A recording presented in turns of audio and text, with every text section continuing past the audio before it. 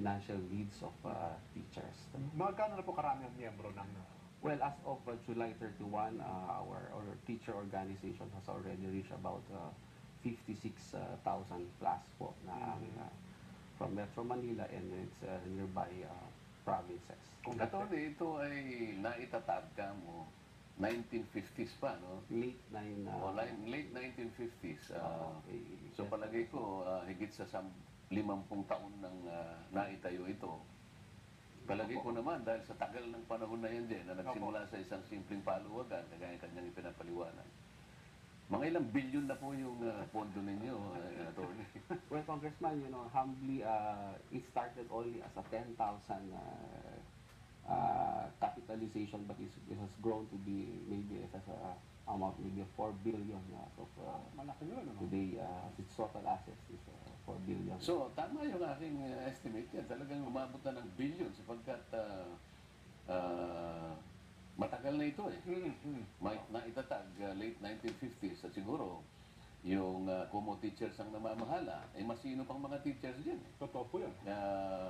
Ako, magmula nung nakilala ko yung teacher ko ng grade 1, nakita ko yung kasinupan nila.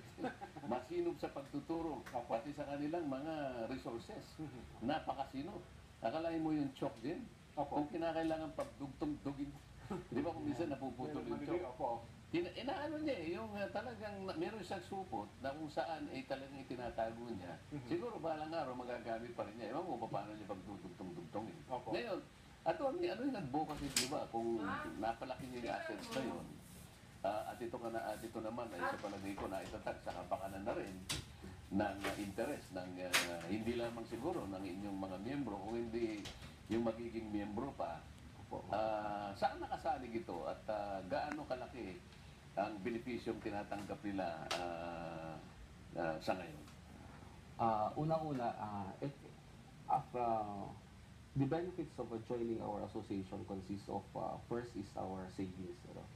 We have a forced savings, forced in the sense that only an amount of 200 is deducted from the savings of the teachers monthly.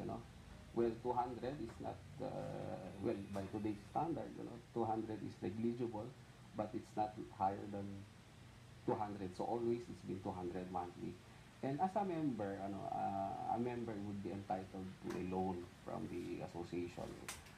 Well, this is what the main product of the association is that in cases of emergency and in cases of financial need, meron ho kayong or meron isang pagpuhugutan or pagkukunan ang isang member na matugunan ang kanyang pangangailangan sa Manila Teachers. Gano'ng kabilis? Halimbawa, siyempre emergency, hindi natin anticipated, bigla ngayon nagkaroon ng pangangailangan.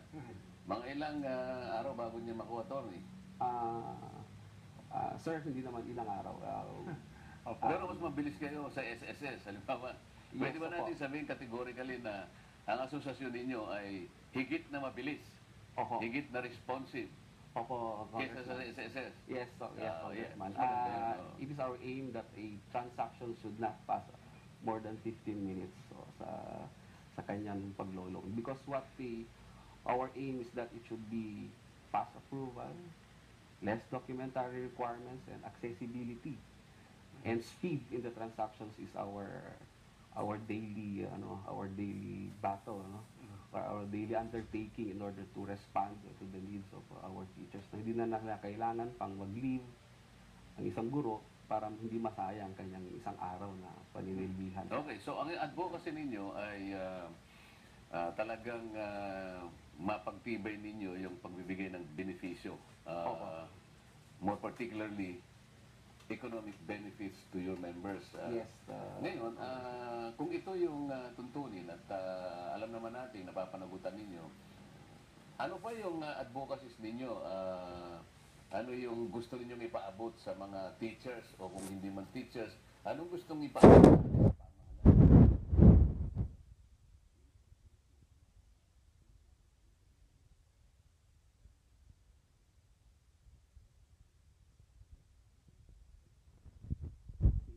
Loan packages We also have scholarship benefits. Sino yung nagtatamasa ng Ang scholarship? scholarship benefits namin ay unang-una ho sa ating mga member. We give a masteral scholarship sa qualified members, and I'm happy to inform you that as of school year 2014 to 2015, a total of 308 recipients of a masteral degree have been rolled out by the association. And also, Ilan yung 300? 308 po wala nang Iba't ibang disiplina, iba't ibang fields of No, it's only specialization. for masters for education. Masters of Education. So pag sinabi mong Masters of Education, talagang limitado lamang. Walang specialization ba? Hindi katulad ng doktor. Pag sinabi mong General Medicine, abay, sipong, lagnat. Pero pag meron kang field of specialization, Apo. tukoy na tukoy mo. Walang ganun dito sa atin, Adoni. Puro masters of education because our scholars are the public school teachers Pero- in order that they would Pero hindi ba dapat i-refund ng pamahalaan yun, Atty? Kasi ginamit nyo yung sarili nyong pondo para lamang mapabutin nyo ang kalagayan ng inyong rango, di ba? hindi naman po Tayo nang nagkusa na magpaaral ng membro nyo, di ba? Dapat tumulong yung pamahalaan kasi binubulong sa akin ni Jen Subardiaga kanina. Di ba dapat tumulong ang pamahalaan imbes na yung pondo ninyo ginamit. Total naman, ang inyong miyembro kapag nagkaroon ng masteral degrees o baka mga doctoral pa yan, Apo. mas maganda may tuturo. Yung transformation ng pagtuturo, mas mabe-benefit ang mga miyembro. Hindi ba dapat i-refund ng pamahalaan nyo? Yung ba isa sa advocacy nyo, Atty? well, a government help would always be welcome, but this is one of the adjunct benefits of being a member of the association as part of its corporate responsibility. And Congressman, and if I may add, aside also from the scholarship of teachers, is we also give scholarship to member dependents, meaning kung anak ng member namin ito, if they are qualified, we also give a scholarship to our member dependents. And as of today, school year 2014 to 2015, a total of 547 of our dependents members has already been given college scholarship. However, again, this is limited to teaching and to the teacher-related courses lamang po ang binibigay. So ang talagang pakay nila dyan, palakasin lamang at patatagin yung mga miyembro nila Tama po. doon sa kanilang mga craft, doon sa mga skills nila. Pero limitado lamang doon sa pagtuturo. Basta ito, teaching profession lang nila. Professional po. Alam mo naman din, ang teaching profession, sabi nila, mula pa noon at palagay ko ngayon, sabi nila, teaching is the noblest profession. So, yung kanilang nobility din, Opo. unquestionable ito. Attorney, bakit ganun? Halimbawa, ang mga teachers, nandun na kami, pwedeng kailangan lang ma-hone up yung kanilang specialization. Pero purely teaching. Bakit pati yung mga anak nila dapat purely teaching? Pwede namang yung mga anak nila, halimbawa, merong gustong maging abogado, engineer, merong doktor. Bakit hindi naman ninyo pagbigyan yung ganong klase mga disiplina? Attorney, bago ka mag-react, at yung dante, siguro mamaya, paano sila tumutulong? Sapagkat, di ba kung sa K-12, marami daw teacher ang pwedeng mabakante sa loob ng 2 taon, hindi nakakaakma sa K-12, no ha? Balikan po natin yan, basa lang po ko ng ilang mga text. Oo, dapat isama sa kaso kahit nakakampi ng administrasyon ang nangyayaring pagkaalyalo ni Pinoy na absuelto sa kaso, pagkalaban, diretso agad sa kulungan. Mula yan, Valenzuela City. Opo, sang-ayon kami na isama si Butch Abad sa kasong plunder. Salamat po. From San Mateo.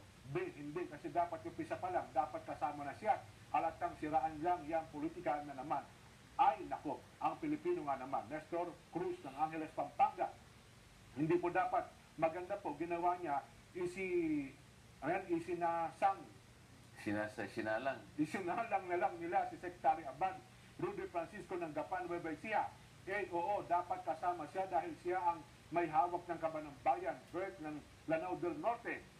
Oo, 9728. Oo, Mel ng Marawi. Dapat kasuhan yung tao yan, siya ang nag-open, open sa presidente, yung nagkagulo. Yan sinasabi ko na naman sa iyo dyan, iniibang mo yung spelling eh. Kung paano niya tinex, Opo. siyang nag-open kanya sa presidente. O, di ba? Opo, O, tama kayo. pala ikukuha niyan nasa bandang norte siguro yan. O, 6009. Ang sagot ko po ay dapat siya ang unang naimbestigahan. PY po, 3853. Opo, isama po Secretary Abad. Johnny Pereira po ng Antipolo City. Ganoon po, oo, sangayon po ako dahil talagang kasama siya. Sila lang naman ng administrasyon ni Noynoy ang hindi nagsama sa mga anomalya na sila talaga ang puno ng korupsyon. Salamat po, Lawrence Fernando, Lubao, Pampanga. Opo, mula po yan kay Ate Emma ng Once Again Patulis, Valenzuela City. Oo, sang-ayon po. Siya ba ng pinakulap ng utak dahil siya ang nag-orchestrate ng DAP, dapat ikulong din siya habang nililitis. JB Broncano ng Antipolo City. Vox Populi, sang-ayon ka ba na isama Secretary Abad sa kaso ng pork barrel na nililitis ngayon? Oo, hindi. Magbabalik pa po kami.